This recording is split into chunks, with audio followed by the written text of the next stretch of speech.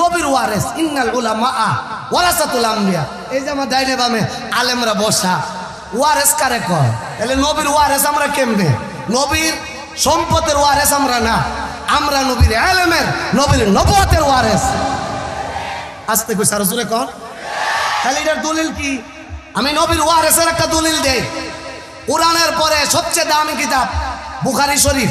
বুখারী শরীফ 3 পারায় ভাগ করা, প্রথম 10, দ্বিতীয় 10, তৃতীয় 10। আমি আমার এলেমের ওয়ারিসটা বলি।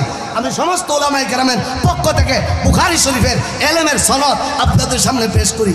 আমি বুখারী শরীফের প্রথম 10 পারা পড়ছি আল্লামা জামি নুসিয়াত প্রাক্তন মুহাদ্দিস আল্লামা আশাক আলাহি ইব্রাহিমি দাম রাহমাতুল্লাহি আলাইহির কাছে। দ্বিতীয় খণ্ড বুখারী পড়েছি হেফাজত ইসলামের বর্তমান মহাসচিব আল্লামা সাহেব সাজিদুর রহমান দামাত বরকাতুমুর কাছে। শেষ খণ্ড বুখারী পড়েছি আল্লামা জামি নুসিয়া মাদ্রাসার বর্তমান শিক্ষা সচিব আল্লামা শামসুল হক সরাইলি দামাত বরকাতুমুর কাছে। উনি বুখারী পড়ছেন আব্দুল হক আজমির কাছে। উনি বুখারী পড়েছেন শাইখুল ইসলাম হুসাইন আহমদ মদনীর কাছে। উনি বুখারী পড়ছেন শাইখুল হিন্দ মাহমুদুল হাসান দেওবন্দির কাছে। উনি বুখারী পড়ছে দারুল উলুম দেওবন্দি মাদ্রাসার প্রতিষ্ঠাতা শাইখুল ইসলাম হযরত কাসিম নানুতুবি রাহমাতুল্লাহি আলাইহির কাছে। তিনি বুখারী পড়ছেন শাহ আব্দুল গনির কাছে। উনি বুখারী পড়ছেন শাহ মোহাম্মদ ইসহাকের কাছে। উনি বুখারী পড়ছেন শাহ আব্দুল আজিজের কাছে। শাহ আব্দুল আজিজ বুখারী পড়ছেন তার পিতা শাহ ওয়ালিউল্লাহ মুহাদ্দিসে দেহলভির কাছে। উনি বুখারী পড়ছেন আবু তাহের ইব্রাহিম আবু তাহের কুর্দির কাছে। তিনি বুখারী পড়ছেন ইব্রাহিম কুর্দির কাছে। উনি বুখারী পড়ছে আহমদ আল কুশাসির কাছে। উনি বুখারী পড়ছে আহমদ ইবনে আব্দুল কুদ্দুস শারনাফির কাছে। উনি বুখারী পড়ছে শামসুদ্দিন তিবরিজির কাছে। উনি বুখারী পড়ছেন আলাউদ্দিন সাহাবের কালার শামসুদ্দিন তিবরির কাছে। উনি বুখারী পড়ছেন আলাউদ্দিন সাহেবের কালারের কাছে। উনি বুখারী পড়ছেন শামসুদ্দিন তিবরিজির কাছে। উনি বুখারী পড়ছেন ইব্রাহিম ইবনে আহমদ তনকির কাছে। উনি বুখারী পড়ছেন আবু আব্বাস আবু তালেব হাজ্জাতের কাছে। উনি বুখারী পড়ছেন সিরাজ আল হুসাইন ইবনে মুবারক জুবাইদির কাছে। উনি বুখারী পড়ছেন আবুল ওয়াক আব্দুল আউয়াল ইবনে ইউসা হারবির কাছে। উনি বুখারী পড়ছেন আবুল হাসান আব্দুর রহমান দাউদির কাছে। উনি বুখারী পড়ছেন আব্দুল্লাহ ইবনে আহমদ সুরাকশির কাছে। উনি বুখারী পড়ছেন মোহাম্মদ ইবনে ইউসুফ ফেরাবুরির কাছে। উনি বুখারীর হাদিস পড়ছেন বুখারীর পনেতা হাফিজুল হুজ্জা আমিরুল মুমিনিন ফিল হাদিস আবু আব্দুল্লাহ মোহাম্মদ ইসমাইল বুখারীর কাছে, যিনি বুখারী শরীফের হাদিসগুলা নবীর রওজার পাশে বৈশা লেখছে। উনি এই বুখারীর হাদিসগুলা পড়ছেন শাইখ মক্কি ইবনে ইব্রাহিমের কাছে। উনি হাদিসগুলা পড়ছেন ইয়াজিদ ইবনে আবু উবাইদের কাছে। উনি হাদিস পড়ছেন সাহাবী সালমা ইবনুল আকওয়ার কাছে। সাহাবী হাদিস পড়ছে নবী মুহাম্মদুর রাসূলুল্লাহ সাইয়্যিদুল কাউনাইন খাতামুন নবিয়্যিন শাফিউল মাসনবী নবী মুহাম্মদুর রাসূলুল্লাহর কাছে। তাইলে ইতিহাস কি বুঝলেন? আমার উস্তাদ ইমুক, ইমুকের উস্তাদ ইমুক, ইমুকের উস্তাদ ইমুক, আমার উস্তাদের শেষ উস্তাদ নবী মুহাম্মদুর রাসূলুল্লাহ। এই জন্য নবী বলছে ইন্নাল উলামা ওয়ারাসাতুল আম্বিয়া। এই সমাজের উলামায়ে কেরাম আমার নবীর ওয়ারেস। আমার নবীর ওয়ারেসের পক্ষে যে সমস্ত জনগণ থাকবে তারাই আমি রসুলকে ভালোবাসে। যারা আমি রসুলকে ভালোবাসে কানা মাইফিল জান্নাহ, আমি নবীর সাথে জান্নাতে যাবে। আমরা এই জমানা উলামায়ে কেরামের ভালোবাসার পাত্র হইতে চাই কি চাই না? আস্তে কইছে আর জোরে কোন চাই কি চাই না? এটা হলো এলেমের ওয়ারেস কইলাম। এবার আসেন এই দেশে পীর পীর দিয়া আমরা এলেমের খেদমত করি।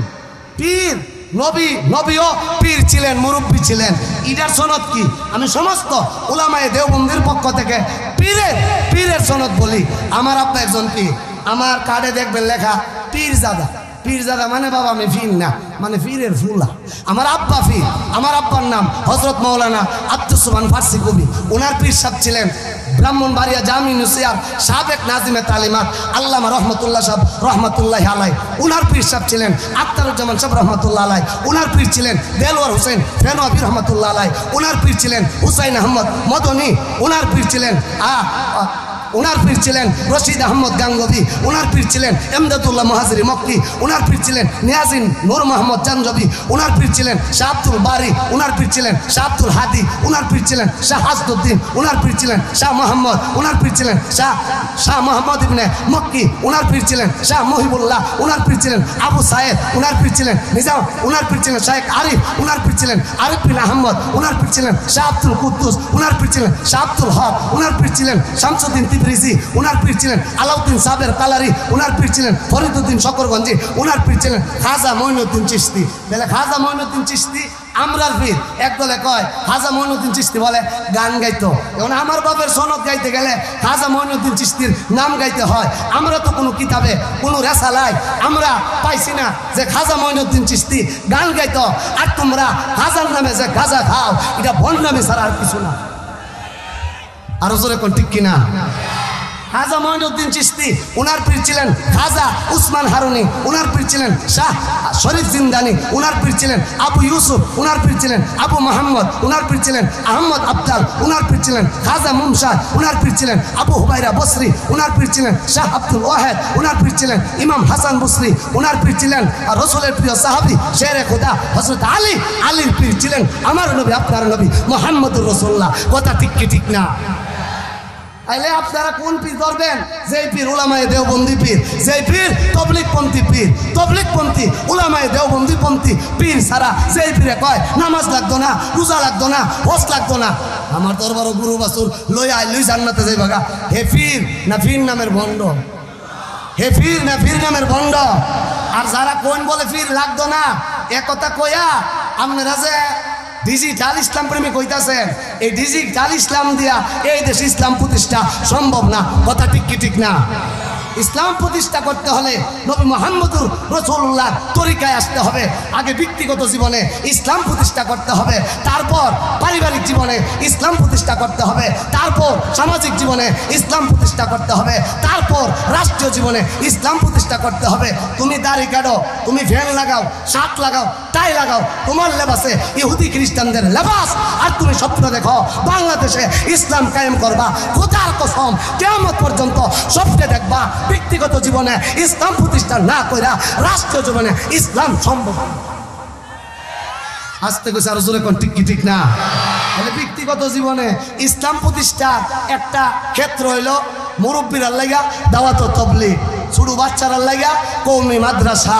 ব্যক্তিগত জীবনে ইসলাম প্রতিষ্ঠা না কইরা রাষ্ট্রীয় জীবনে ইসলাম প্রতিষ্ঠার স্লোগান কিয়ামত পর্যন্ত দিবেন, ইসলাম প্রতিষ্ঠা হবে না। কথা ঠিক কি ঠিক না? হবে। আমরা এই পৃথিবীর আকাশে দেখতে পাচ্ছি আগামীর পৃথিবী ইসলামের পৃথিবী। আসতে করছে আরো জোরে বলে, আরো জোরে বলে। আমরার হাতে হ্যান্ডকাপ লাগাইছি। 4-6-5 মাস আগেই তো বাংলাদেশের পরিস্থিতি ছিল কেমন, 5 মাসেই দেখেন বাংলাদেশের পরিস্থিতি কেমন হয়েছে। ওই আফগানিস্তানে আমেরিকা 21 বছর রাজত্ব করছে। 2001-এ উসামা বিন লাদেন রে মাইরা আফগানিস্তানের ক্ষমতা নিছে। 21 বছর পরে মুজাহিদরা আমেরিকার লাল কুত্তার বাহিনীরে এমন ধুলাই দিছে, হেরা আফগানিস্তান ছাইরা পালাতে বাধ্য হয়েছে। আফগানিস্তান জমিনে ইসলাম কায়েম হয়েছে। আল্লাহ কুল নবী আপনি বলেন জাল হাক্কু, সত্য এসেছে, ওয়াজাহাকাল বাতিল, মিথ্যা পালায়ন করছে। ইন্নাল বাতিলা কানা জাহুকা, মিথ্যা পালায়ন করবে। আপনারা কইবেন বলে না হুজুর, মনে হয় আমরা শেষ যুগে বাংলাদেশের নাগরিক, এই জন্যই বুঝি আমরা উপরে জুলুম, অত্যাচার, নির্যাতন, মারামারি, কাটাকাটি, দলাদলি। আল্লাহ কন না, আল জিহাদু মাজিম, যুদ্ধ চলমান নবীর যুগে, আদমের যুগে, মুসার যুগে, ঈসার যুগে, দুনিয়ার সৃষ্টি লগ্ন থেকে নিয়ে আজ পর্যন্ত সত্য মিথ্যার লড়াই চলতেছে, কিয়ামত পর্যন্ত চলবে। যারা সত্যের সৈনিক হবে তারাই বিজয় হবে, আর যারা মিথ্যার নৌকায় সোয়ার হবে এই নৌকায় তাদেরকে জাহান্নামে পৌঁছাই দিবে। তাহলে আসেন আমি আপনাদেরকে একটা ইতিহাস শোনাই। আদম আলাইহিস সালাম থেকে নিয়ে বর্তমান যুগ পর্যন্ত হক আর বাতিলে লড়াই যে হয়েছে। বাতিল যখন পৃথিবীতে আসছে, ইবলিস শয়তানের রূপ ধারণ করে সত্যের রূপ নিয়ে ময়দানে আসছেন। আদম সফিউল্লাহ। বাতিল যখন পৃথিবীতে আসছে, নমরুদের রূপ ধারণ করে সত্যের রূপ নিয়ে ময়দানে আসছেন। ইব্রাহিম খালিলুল্লাহ। বাতিল যখন পৃথিবীতে আসছে, ফেরাউনের রূপ ধারণ করে সত্যের রূপ নিয়ে ময়দানে আসছেন। মুসা কালিমুল্লাহ। বাতিল যখন পৃথিবীতে আসছে, বনী ইসরাইলি রক্ত পিয়াসীদের রূপ ধারণ করে সত্যের রূপ নিয়ে ময়দান আসছেন।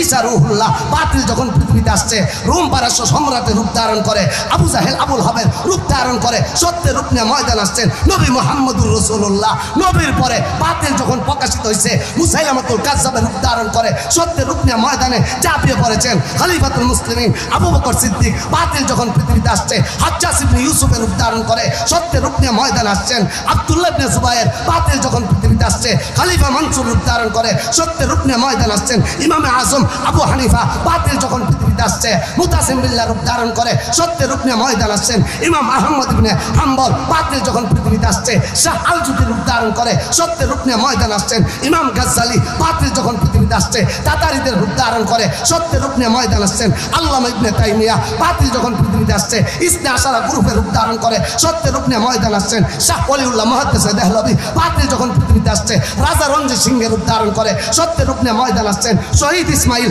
বাতিল যখন পৃথিবীতে আসছে, ইংরেজ সরকার রূপ ধারণ করে সত্যের রূপ নিয়ে ময়দান আসছেন শাহ আব্দুল আজিজ মুহাদ্দিস দেহলভী। বাতিল যখন পৃথিবীতে আসছে, ইংরেজ সরকারের রূপ ধারণ করে, ওই কাদিয়ানের রূপ ধারণ করে সত্যের রূপ নিয়ে ময়দান আসছেন কাসেম নানুতুবি উলামায়ে দেওবন্দি। ওই ইতিহাসের পরে বাতিল যখন বাংলাদেশে প্রকাশিত হয়েছে, ওই ফতোয়া বিরোধী রায়ের রূপ ধারণ করে সত্যের রূপ নিয়ে ময়দানে প্রকাশিত হয়েছিল মুফতি ফজলুল হক আমিনী। বাতিল যখন 2013 5 মে ওই শাহবাগীদের রূপ ধারণ করে বাংলার জমিনে প্রকাশিত হয়েছে সত্যের রূপ নিয়ে শাপলা চত্বরে প্রকাশিত হয়েছিল আল্লামা শাহ আহমদ শফি হেফাজত ইসলাম। 5 আগস্টে যখন বাতিল প্রকাশিত হয়েছে, ওই হাসানুল হক ইনু রূপ ধারণ করে, টাকলা মুরাদের রূপ ধারণ করে, কাদের কাওয়ার রূপ ধারণ করে, শেখ হাসিনা রূপ ধারণ করে, ভারতের রূপ ধারণ করে বাংলার জমিনে সত্য প্রকাশিত হয়েছে। উলামায়ে দেওবন্দি রূপ ধারণ করে, ছাত্রদের রূপ ধারণ করে। আমরা পূর্বে ইসলামের পক্ষে ছিলাম, আছি মরণ পর্যন্ত সত্যের পক্ষে লড়াই করতে। কারা কারা রাজি আছেন? তুই হাত উঁচু করে দেখো।